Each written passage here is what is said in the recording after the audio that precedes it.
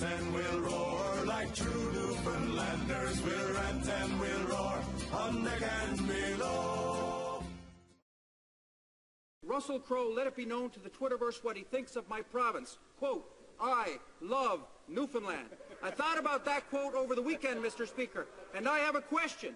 Why doesn't this Conservative government love Newfoundland and Labrador? For this country to be the best country that it can be, we are opponents, but we are never enemies.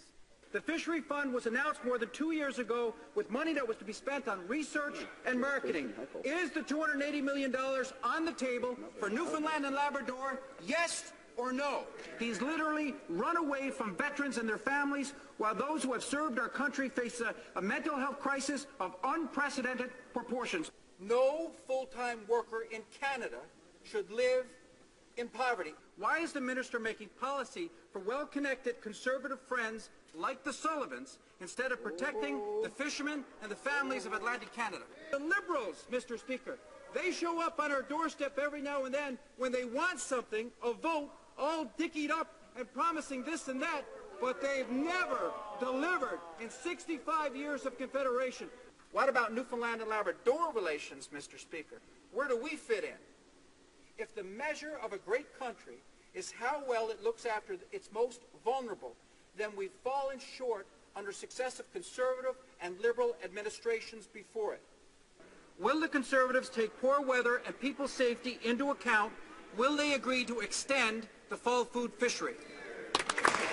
The funny thing about migratory stocks such as cod is that they don't pay any attention to imaginary lines in the ocean.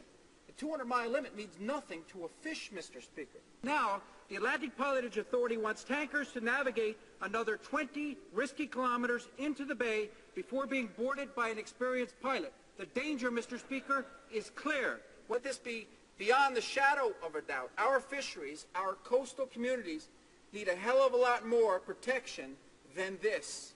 Conservatives promised Newfoundland and Labrador compensation, $280 million to help our fishing industry adjust. The province accepted, but now, 2 years later, we learn Conservatives aren't following through. So what's the deal? We're tired, Mr. Speaker, of being their jilted lover. We could sue them for breach of promise. Where's the love, Mr. Speaker?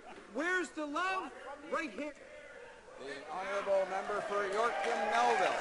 We'll rant and we'll roar like true Newfoundlanders. We'll rant and we'll roar on deck and below.